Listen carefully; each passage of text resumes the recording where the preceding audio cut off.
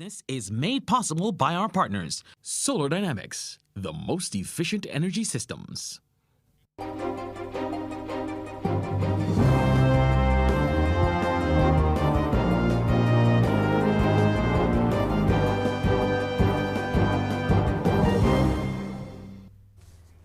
A very good night to you and welcome to this edition of the People's Business Live, where our topic tonight, the youth in focus. I'm your presenter, Ryan Broom. To help us do that, we have an esteemed panel.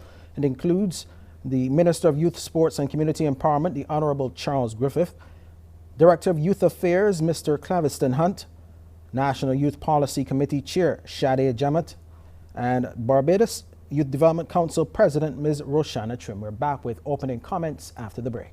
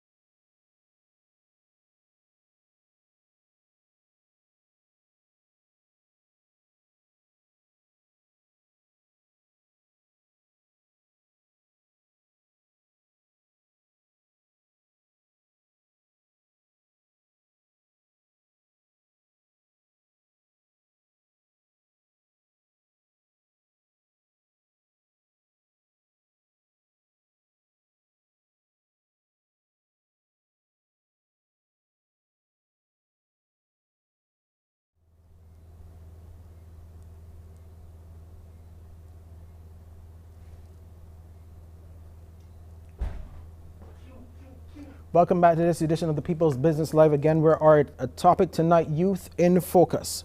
To help us do that, as I told you before, our esteemed panel, Minister of Youth, Sports and Community Empowerment, the Honorable Charles Griffith, Director of Youth Affairs, Mr. CLEVISTON HUNTE, National Youth Policy Committee Chair, SADE JEMMOTT, and President of the Barbados Youth Development Council, Ms. ROSHANNA Trim. Now, before I start, one of the things that we're going to touch on before the end of this program is the National Youth Week, which will run from September 25th to October 2nd. But of course, we're going to look broadly at youth before we get to that. And to do that, I want to start with you, Minister. What are some of the things, when we talk about youth in Barbados, what are some of the things that we are getting right, and what are some of the things that we still need to get right as far as your vision for the youth ministry? Thank you, Ryan. Thank you for having us on this program. I maintain that it is a good time to be a youth in Barbados. There's several programs, several initiatives coming from the ministry and my team that is catering specifically to developing our young people. And when I say catering, I mean that we have 5 programs under the ministry, 5 departments: the Youth Entrepreneurship Scheme, and this is looking at providing those persons who are seeking self-employment or looking to get involved in entrepreneurship training, the necessary training to help them through that process. We have the Youth Development Program that is catering to those persons at the broader community level.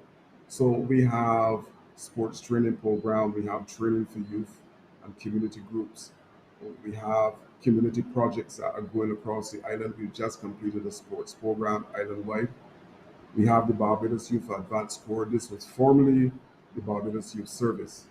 And the same focus is there, even strengthening a little more in terms of providing that discipline for those young persons who want to get involved in a program such as this. We had a high rate of success as it relates to CXC programs within this particular segment of the ministry. We have the National Sports Program, the National Sports Council, that is responsible for the development of sports across this island. And we have been hitting targets at the National Sports Council in relation to broadening the scope of grassroots sports.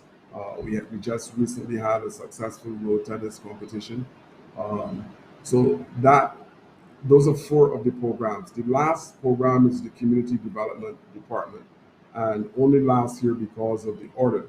But the Community Development Program is catering for a slightly older demographic as opposed to what would happen from, let's say, the Youth Development Program.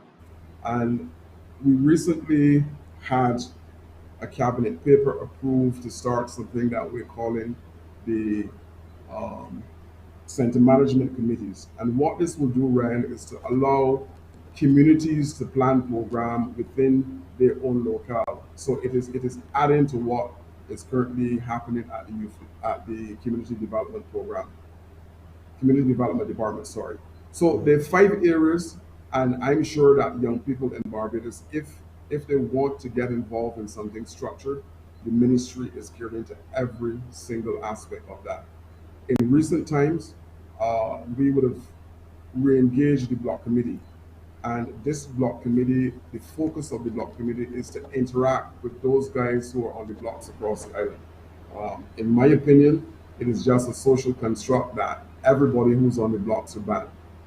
This block committee is looking at reintegrating these youngsters on the blocks. We're providing training programs that all of them can get involved in the programs. And registration forms are being carried directly to the block to facilitate these training programs. And these training programs are programs at the Barbados Community College, the Sandra Jackman Prescott, and the Vocational Training Board.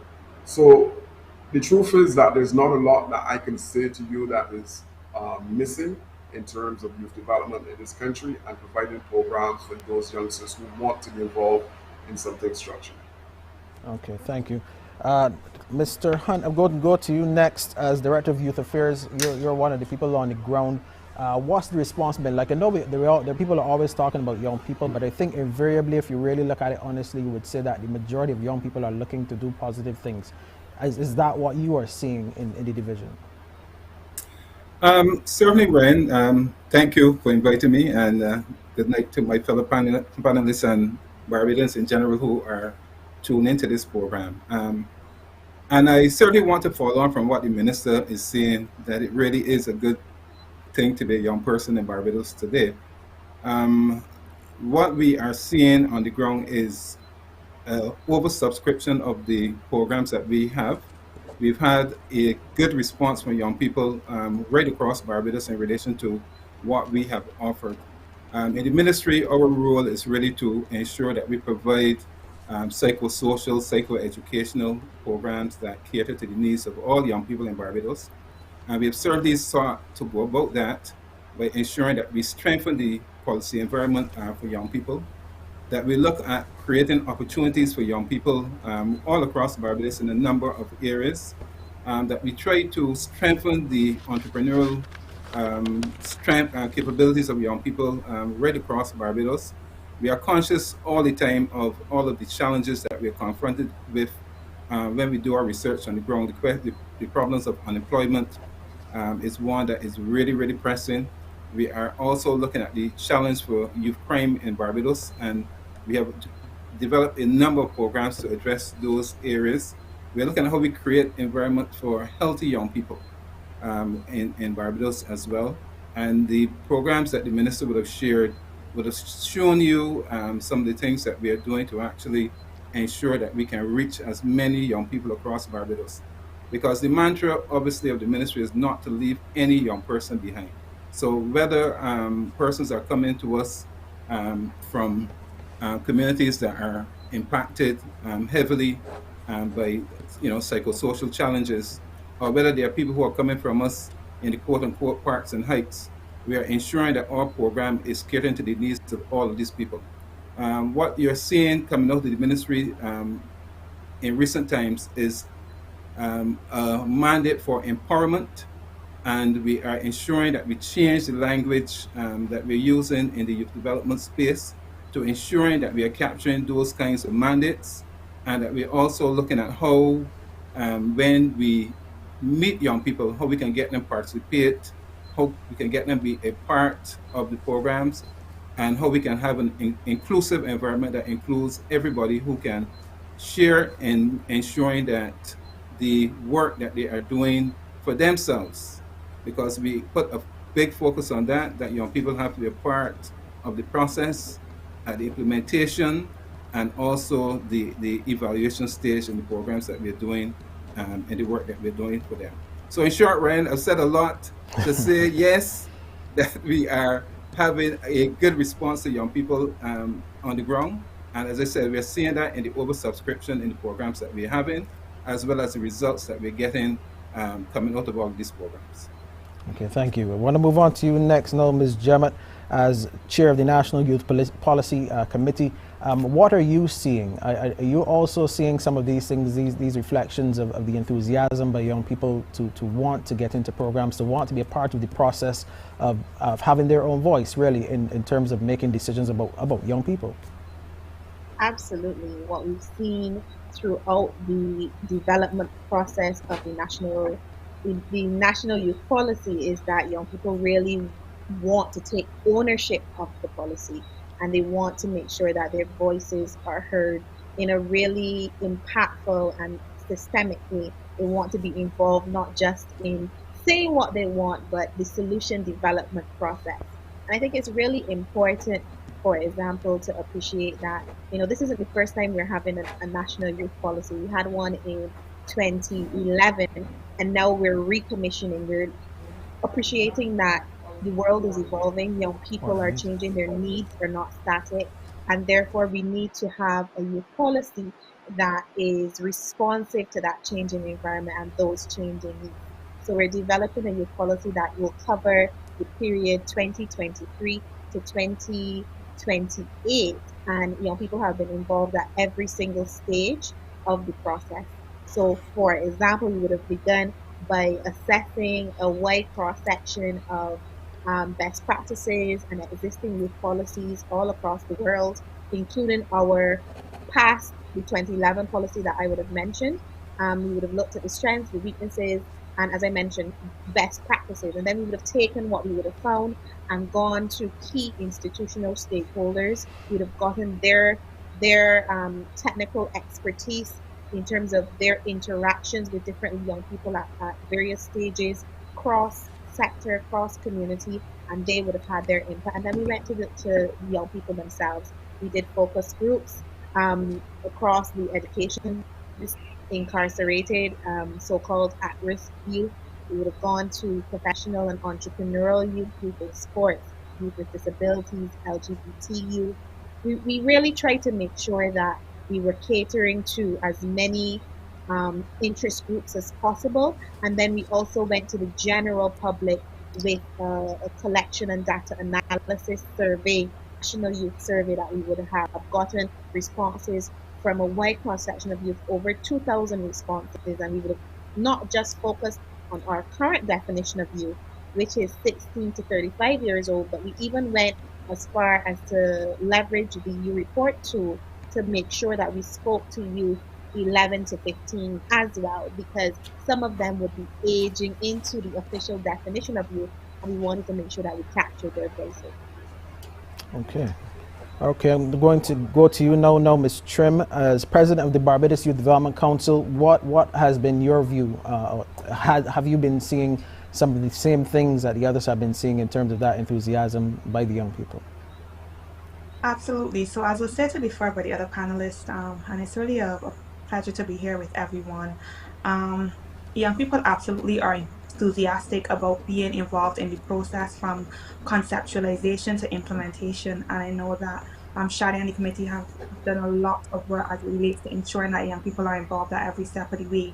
But additionally, we see the oversubscription of the programs offered by the ministry, the Division of Youth and Community Development, and all the other sections, as the minister mentioned as well. So there absolutely is this desire to get involved and to actively be engaged. But there are, at the same time, there are levels of frustration that young people feel, and there are things that they feel like there has to be more done to address it. And things like the cost of living and housing and access to opportunities that relate to their job experience and their desires to get into the job market. We could talk about mental health. And so as we do a great job, as we continue to work exceptionally hard to ensure that young people are reached regardless of where they live in every nook and cranny in Barbados, we also have to continue to work, and I don't doubt that is the sentiment of the panel, in order to improve the outlook of young people, because there is a level of frustration and disenchantment that young people feel with the system. But like I said, just like the other panelists, I've seen the desire to get more involved and to be more involved, and they have been getting involved whenever the opportunity is given. Okay, we have a little bit of time before we go to the break. I just want to ask you a quick follow-up. Are you seeing more young people wanting to get into the world of work, as in the typical, 9 to 5, or more of them more inclined to entrepreneurship? I think there are two things happening. There are young people who are definitely simply interested in getting into entrepreneurship, and then there are others who want to get into a 9 to 5, who have a specific career path set out for themselves. But the challenge with getting into the job market and challenges with unemployment may lead them towards entrepreneurship. And so there's a balance, because entrepreneurs as well want a greater ease of doing business, while those in 9 to 5 want to be remunerated for the task that has been outlined for them. Okay, thank you so much. We are back with more of the discussion after this break.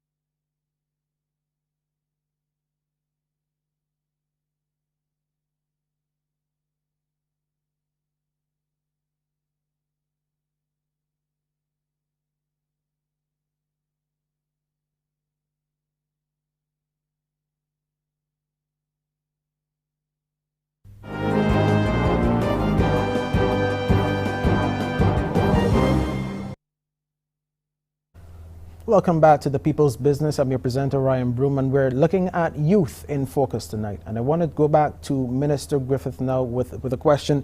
Minister, a similar question to what I asked Ms. Trim just now. You're also a Member of Parliament MP for St. John. What do you see when you go on the ground? Are you finding that more young people are looking to try to start their own businesses, or are there still a lot of them you're finding that still want to get into the world of work? Yeah, on the ground, there's a big desire for employment. I normally mention that there's a three-head monster. Employment is at the top of that. And a lot of people are asking for employment. The truth is that we cannot provide all of the employment that would be required. So entrepreneurship is a viable option. And to that end, we have now decided that we're going to take our programs out in the community as well, that we're going to expand. A lot of the training was done primarily from head office, but we're seeing that there's a need now for the simple reason of unemployment, persons having to pay maybe 2 and 3 bus fares to get to Sky Mall. So we're looking to decentralize, and we're looking to make sure that we can have a number of satellite locations outside of the ministry. So in rural Barbados, for example, it is difficult for someone from St. John, St. Andrew to make their way to the ministry. During the pandemic, we would have done a lot of the training online, but it is time now to get back face to face as much as possible, because that interaction is something that is totally different. So yes, the short answer to you, Ryan, is that there's a need, it is a crave for employment, and we are trying to ensure that the Youth Entrepreneurship Scheme is ready and willing to partner with those persons who are interested in that particular area. So yes, there's a need for it, and it is twofold. We have persons who are looking for employment in terms of regular employment, but we also have a number of persons who are looking to become self-employed. Okay, thank you. Mr. Haynes, now Minister would have just mentioned the Youth Entrepreneurship Scheme, and I do a couple of programs for that particular entity. So I know that the enthusiasm there from some of the young people in terms of businesses and so on is definitely there. But what are you also saying? There's also the Barbados Youth Advanced Corps that's also doing some good work. Tell me a little bit about those two particular planks. Okay, yes, Ryan, and it is Mr. Hunt. I know Cleviston Haynes is a big name in Barbados. I'm sorry. Sorry. Sorry, That sir. is fine. Okay. Yeah, I did mention the the unemployment plank, because the unemployment plank has been one that has been of concern for us for quite a while, and we would have addressed that in the last national youth policy. And it is something that is very, very critical for us, because we appreciate the negative spin off that occurs when people are not employed. And therefore, we would have sought through our programming, the ones that get into and our pathway programs, as well as get hired. Now, these are specialized programs that the ministry has been involved in that offer opportunities for young people to be engaged in areas where they can be seen by employers and therefore enhance their chances of being employed, at least considered for employment.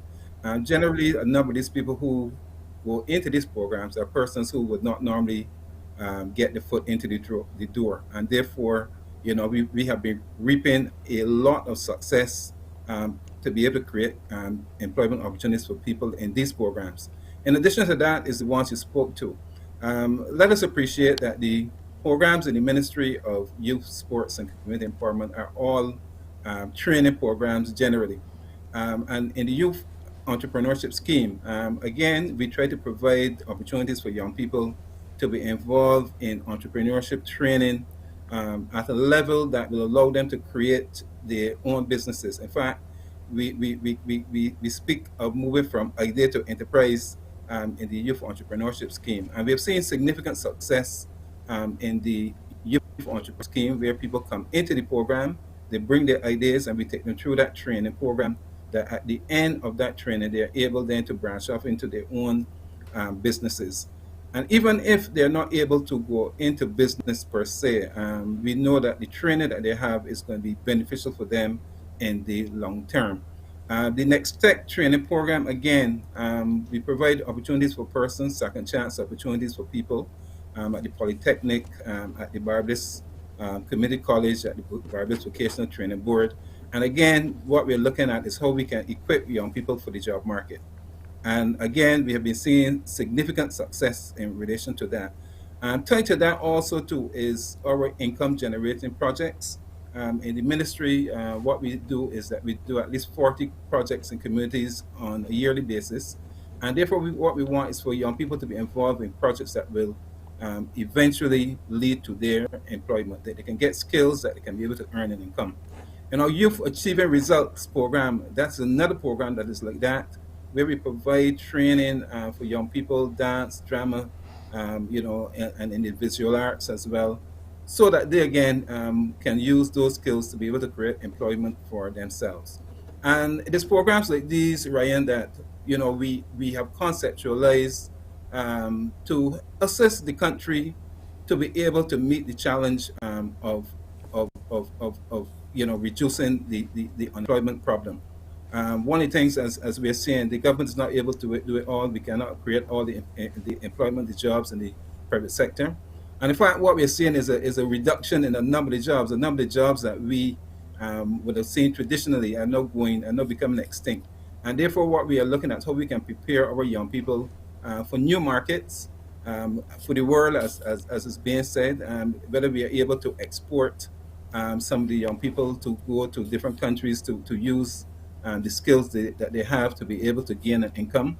And these are things that we've seen happen in other islands, and we're saying, why can't it happen in Barbados as well? So it is that kind of macro plank that we are using in the Ministry of Youth, Sports, and Community Empowerment to be able to address the challenges of unemployment within the country. And I have to say that our programs are doing exceedingly well. Again, as we talk about oversubscription, and again, it speaks to the need for more resources for us to be able to do more for the young people who we see coming through our programs.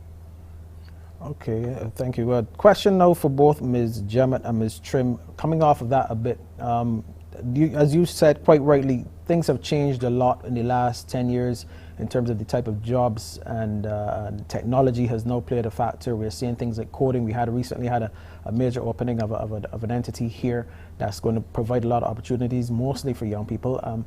From your end, from both of your ends, how do you see this kind of development in terms of the technology? It's more in fitting, more in tune with the types of things that younger people are more tuned to, like I said, the coding and so on. Is that still there? In terms of opportunities for experience, that's also a question. Going back to something that Ms. Trim would have mentioned, are the private entities cooperating with both of you in terms of providing those experience opportunities for young people as well? It's a loaded question, I know. It's a lot. So Ryan, I'm really glad that you asked some of the questions that you asked, and it gives me the opportunity to share a bit of what the youth policy would have found based on the research that we would have conducted. So for example, we would have found as it relates to the question of entrepreneurship generally, that a majority of the youth participants agreed with the idea that the local environment was not favorable towards the of youth entrepreneurship. Altogether, these findings indicated to us that the youth believed that more facilitation, promotion, and education regarding entrepreneurship among the youth was required in Barbados. So this is not, our information based on analogy or anything like that. This is what the young people of Barbados have been indicating. And as it relates to employment, most youth express concern about the difficulty in obtaining employment, while acknowledging that many young people were not being adequately prepared to take on the world of work.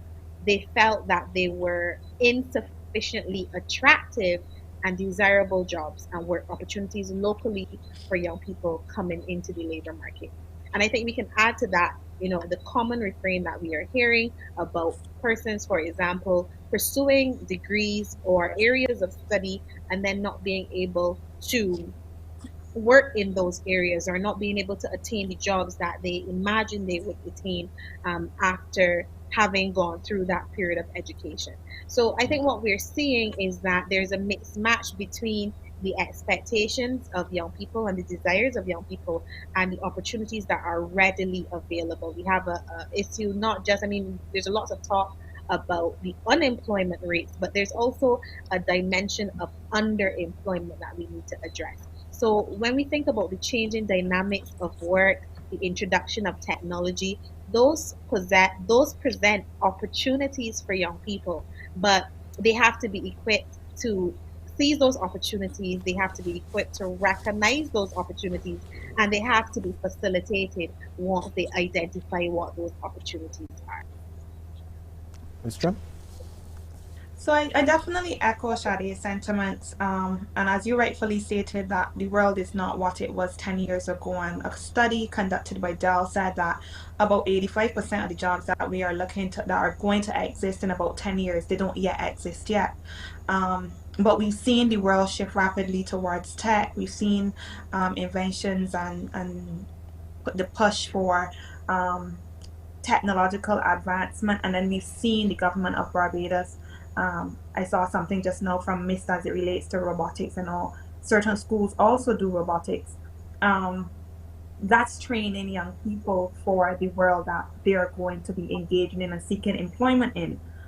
As Sade stated, one of the challenges that young people continuously that they're having is that while they may be interested in certain areas, there aren't enough opportunities for them to build on these skills, but also even for those opportunities, it may be unpaid opportunities, and every young person does not have the luxury of taking on an unpaid internship due to their own financial situations and their own socioeconomic situations at home. And so that's also one of the things that we have to consider, because we do know that tech is the new frontier. Additionally, another challenge that young people experience is that you may have the degree and you may have the qualifications, but just the requirements to get entry-level jobs, we don't have the experience, in the sense that I don't have 5 years experience coming directly out of UE in order to access an entry-level job. And is it fair to ask a young person or to ask an entry-level job have such requirements that make it extremely difficult for persons who are under a certain age, presumably,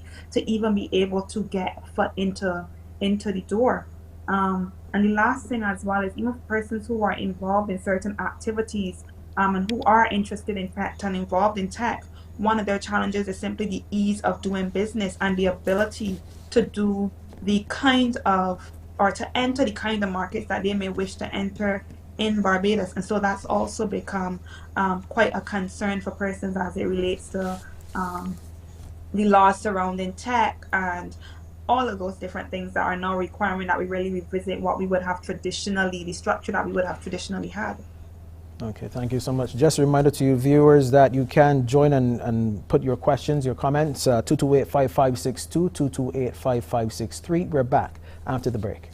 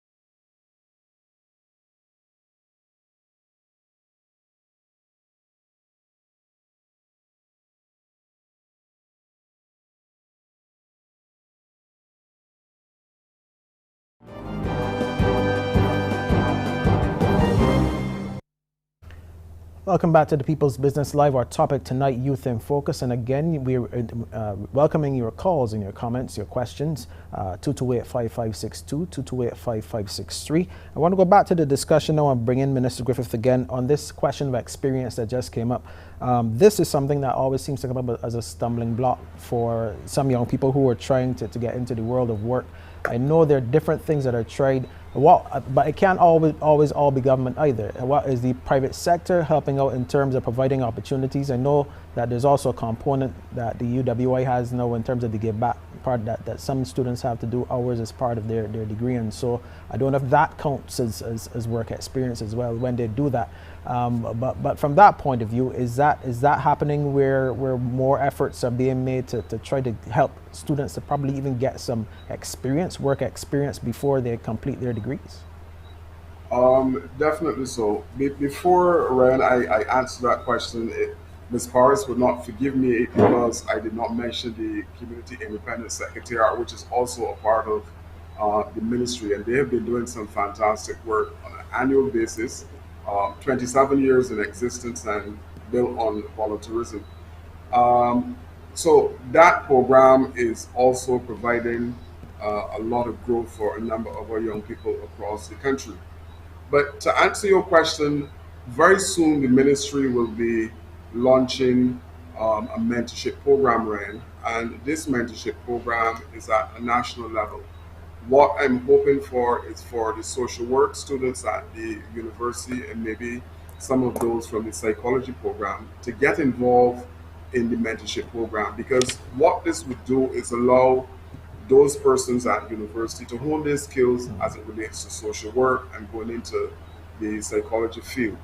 Um, I believe that it can be viewed as work experience, because if they're working with this young grouping, and the director would have mentioned the psychosocial aspect of things, and Roshana would have mentioned the level of frustration that young people are um, having to deal with. And this mentorship program will provide an opportunity for those persons to practice, like, I think social work is a helping profession similar to psychology. And it would allow them to say to an employer going forward, look, we have provided assistance as it relates to mentorship in this particular program. So, from that aspect of it, I believe that yes, Director would have mentioned also our the employment program that we have. And this is another way of allowing persons, in some cases, to go and work for a limited period of time at some business houses. More often than not, those business houses are taking the youngsters that we train at the ministry into full time work. So we're doing everything that is possible to ensure that we can facilitate those needs. One of the things, Randa, I want to mention as well. Uh, when I was at the ministry, we were doing training programs that would provide, in a sense, entry level qualifications. But those programs, at the end of the program, we were issuing certificates of participation. In recent times, as a matter of fact, 2 weeks ago, I was at the Samuel Jackson Prescott Polytechnic, where a dressmaking program is the first program under the ministry now that those certificates are certificates that are weighted, so to speak. These are Samuel Jackson Prescott Polytechnic certificates. So all of our programs going forward will carry certificates that weigh something, that means something to an employer. So you're not getting a certificate of participation because you completed 80 hours. And we're working with the University of the West Indies as it relates to the Youth Entrepreneurship Scheme, because the YES program is intensive. It's probably about between 3 to 6 months. And we're trying to ensure that those persons who seek training on the YES, that the certificate that they have is also something that when they move into their business, they can speak with a level of, I have completed training at this level, so I can charge whatever fees. I also want to mention, Rand, that we have started a process of working with the prison service to reintegrate those guys who are coming out of the system that fall into our target population. So we have registered youngsters at the prison who are interested in our programs. Mr. David Denny is heading up that particular initiative. And if possible, we will start the training program online with them. And then when they come out of the prison system, we will do the physical training, the hands-on training. And this is all in an attempt to make sure that those guys see a different way of life, that they see training and being involved in the process as a viable option. So we're doing whatever is possible at the ministry, like I said, to ensure that we touch everyone within our target population. We go from 9 to 29. Yes, it's a little more, they go to 35. But we are making sure that everything is in place for youngsters to have an opportunity. Those who want to reintegrate into society cannot say, well, the opportunity was not there. So we're doing what we can. Okay, thank you. I understand that we have a call on the line. Go ahead with your comment or question, caller. Yes, this call is for Mr. Griffith. I just want to allude to some things that he's saying, the mentorship program, and also to what Ms. Trim said. Yes, we want to give our young people employment, the robotics, the technology, and all that. But I want to say here tonight, those things are all well and good. But the first thing we need to put on the top of the shopping list is to teach our young people from the primary school the correct attitude. We have to teach them how to relate to people. You're doing dressmaking at Polytechnic, that's great. But can these people then go and execute those programs? So my thing is, my fallout is that they bring all these people from UE to do this and do that, and all the people with the degrees. Bring and have a mix of blend with youth and experience, where you can have experienced people who are well trained in the area to help mentor these young people. I deal with young people all my life and every day. And if all the things that stand out in my opinion, they lack what it takes to do these things. They might have the qualifications in robotics and all that, but you cannot just bring young people and wrong fits, because you have a lot of square pegs in wrong holes working with young people. Okay, so sounds like Ms. Kelman. Go ahead, Minister.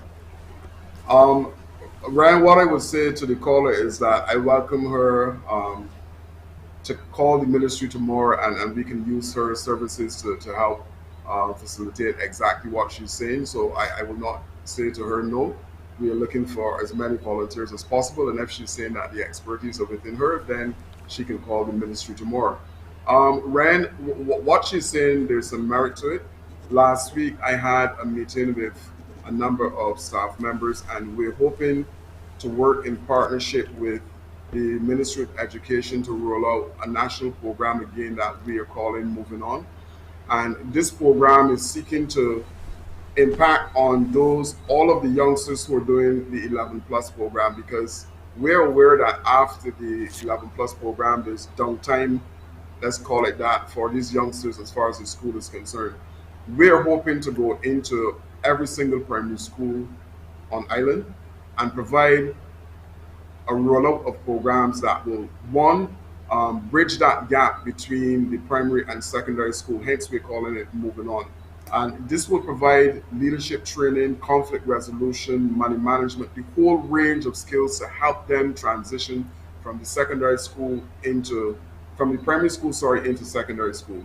So I'm hearing what the caller is saying, but we are cognizant of what is required, and we're trying to be as proactive as possible within the ministry to make sure that all of those areas that are important to the youngsters. Again, the director mentioned the psychosocial, and we're trying to bridge the gap to hit all of the targets as it relates to this. So that Moving On program, as long as we can have the blessings of the Ministry of Education, then we will be rolling that out in every single primary school across the island.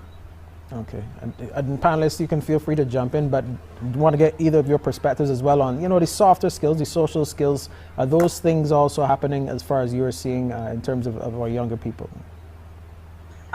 So absolutely, if I may say, it has been happening, and it's not only the ministry and government that has been rolling out these programs, but you also see some of it coming from youth organizations such as the Barbados Association of Muslim Ladies. You can look at Rotaract. You can look at United Youth Leaders of Barbados, and I could go on. There's a large list of organizations that focus on things such as communication, such as being able to resolve conflict, such as being able to work in teams and to do team building. So it isn't a case where soft skills are being neglected. And even at University of the West Indies, if you're involved in campus, or if you are on campus, then that has also been included. But I can also say, having engaged with the Ministry of Youth, that those things are included in things like the Blockpreneur programs. Those things are included in a lot of the programs and built in, because we recognize the need for young people to not only be able to do the technical skills, but also to engage with each other in a very healthy way. And so there has been additional focus on certain areas beyond technical skills. Absolutely, I believe that it's not only young people. We do have to involve older persons and persons with expertise and experience to pass on the information, because we really can't have a case where we decide that we are going to separate the generations, because there is so much that we can learn from each other, whether you are in your 60s and retired, or you are just coming out to UE and seeking work experience. But we have to be willing to communicate with each other across generational gaps, and we also have to be willing to learn from each other, because nobody knows it all. Okay, Ms. Gemma? The only thing I would add is that it's really, really important to center young people and what they're asking for in this conversation. And one of the interesting things, I'm going to keep going back to that the youth policy would have gathered. And one of the interesting things that came out is that when we asked young people about education and training, they took us back to employment and meeting their economic needs. When we talked about crime and violence, they took it back to employment and entrepreneurship and meeting their economic needs. Health and wellness, regardless of what the topic was, sports, whatever the topic was, when we asked people about it, they found a way to connect it to meeting their economic needs, employment opportunities. So while I do acknowledge, as the others have said, that we really have to cater to the whole individual and make sure that we're building out those softer skills as well, the reality is that if people's basic needs, if you think of Maslow's hierarchy of needs, if people's basic needs are not being met, those things are considered to be extra, or they're not able, people are not able to place the emphasis and the focus on these other things if their basic needs are not being met. And I think that's a really important addition to this conversation I would like to make. I don't need to repeat what the minister has communicated or what ROSHANNA has already very ably articulated, but I think I want to add this particular dimension to the conversation, that we have to listen to young people, and young people are saying right now we need to make sure that we are meeting our basic needs. Okay, just want to round out. We only have a few, just about 30 seconds left. Mr. Hunt, I'm not calling you Hayes this time. My business acumen is taking over me. Yes, your perspective on when you see young people coming in now into the Division of Youth Affairs. Not agree that not everybody might have that savvy, but I'm sure that's something that you all also work on in terms of those softer skills. Yes, Ryan, and again, I don't want to, repeat what the other panelists were said, which was very well said. Discussion in relation to that was quite rich. I mean, as Minister pointed out, we meet young people from age 9, and at every stage, there's a set of developmental crises that we have to address as we meet young people in the various stages, and particularly when we get up to the 13 up to the 16, which when you look at the research, it says is the most problematic stage of your development.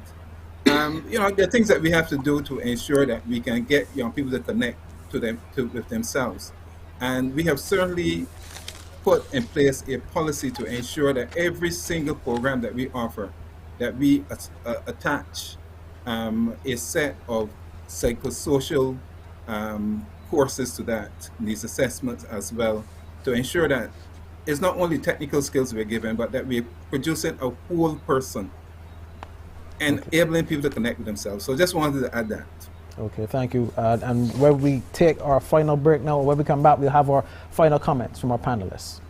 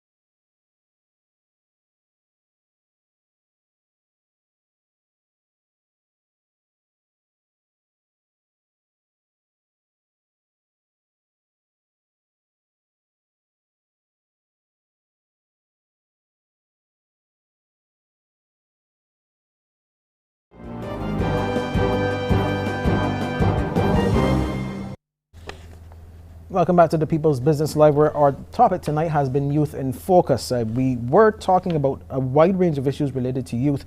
And before I get to the final comments of our panelists, I just want to mention National Youth Week, which will run from September 25th to October 2nd, 2022. And in these final comments, now, whichever of the panelists wish to include that in their final comments, they're free to do so. Minister Griffith, I will start with you, sir. Just your final comments and reflections on the topic youth in Barbados, Youth in Focus.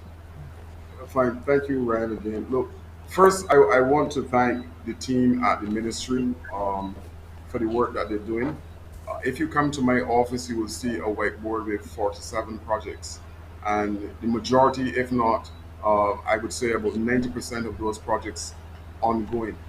And the staff at the ministry work as a team, as a collective, and we're trying to ensure that all of our young people are reached and reached in a positive way. We're trying to be proactive in terms of the initiatives that we bring to the young people in Barbados. So at the end of the day, I'm going to end where I started, to say to you that it is a good place for young people in this country. And we continue to innovate, we continue to make sure that every single one of our young persons on this island have an opportunity to, realize their dreams. And I must thank the team again for that, because it is them who are in the engine room at the ministry, ensuring that those 47 projects. The final thing I will say before I go to you, Ryan, is that if you look, because we did not touch a lot on sports, but if you look at page 29 in our manifesto, 9 months into the year, 9 months into the year, and we would have covered at least 60% of those areas in the manifesto related to sports. Oh, okay. Go to Director Hunt now. Thank you, sir. Yes, and I want to, just support the minister in terms of the invitation to stakeholders as well as young people to come on board with the ministry. And the best one of the things that we have coming up right now is the National Youth Week. And the ministry has fought to ensure that there is a space on the national calendar for young people, and this is all linked to our goal of including young people in what we do. And the week will start on the 25th, which is Sunday, with a National Youth Service. We'll be honored to have the President of the Republic as well as the Deputy Prime Minister at this service, and we are inviting all young people to come out to support the National Youth Service, which is being held under the theme of safe space for young people in religion. On the Tuesday, on the Monday, we are going to be having a open day, which is going to be held in Oistins at the Beer Gardens, and we are going to be displaying all the products of the ministry at that event. And again, we're asking all Barbadians to come out to see the services which are being offered in the ministry. I think you'll be shocked to see the multitude of things that are done within this Ministry of Youth, Sports and Community Empowerment. On Tuesday, we will be having a day where we'll be asking youth clubs to volunteer. On Wednesday, we're going to be having a Get Hired program, which is one for young people to be exposed to the employers. On Thursday, we are going to be having, we're not having an event on the Thursday, but we will be having on Friday, which is Caribbean Youth Day, the National Youth Parliament, as well as our social media takeover. And on Saturday, we will be having a youth expo, which is going to be held at Sky Mall. So these are all very exciting events, and we're asking Barbados, all the young people, to come out and support the events that we will be putting on. Okay, so thank you. And you can come to we have flyers out, and you can come to our youth website to get all the details of these activities. Thank you. And I thank the panelists, and I thank you, Ryan. Thank you, sir. And the ladies will have the final say. We start with Sade. Thank you so much for this opportunity, Ryan. I really just want to take this opportunity to reiterate that the National Youth Policy is an ongoing process. We've engaged as a committee, and with the support of the ministry, we've managed a comprehensive data gathering and assessment process involving key data inputs and recommendations emanating from various groups of stakeholders, and most importantly, the youth of Barbados. But this project is not over, it is ongoing. We've managed to take the draft policy to version 5, that's where it currently is, but we're not done. We want to take it back to the public. We're very shortly launching our website, which will give the public, stakeholders alike, the opportunity to look at what we've produced as a national youth policy and make further inputs into that before we finalize it. So you have an opportunity to continue to input into the process If you haven't, by the last count, there are 55,000 young people in Barbados. We would have, through our survey, reached about 2,000 of them. For the purposes of a national survey, I'm told that 1,000 people is enough, but and we doubled that, but we're still not satisfied. We really want to give every single young person in Barbados the opportunity to impact and input into this process. So please, I would encourage you to follow us on Facebook, Twitter, and Instagram at BNYP246. That's at BNYP246 on those platforms for updates. And as soon as our website goes live, you'll have the opportunity to continue to make your inputs into this process. And Ms. Trim, the last word is yours. Thank you so much. I really think that after the panel, it is difficult to dispute that there's a lot of investment and a lot of commitment to young people in Barbados. And it's also difficult to dispute that young people are invested in themselves and in the national development goals of Barbados. But there is a gap between where we are and where we aspire to be, and possibly there will always be a gap because the best things are continuously improving and continuously evolving, as is the world.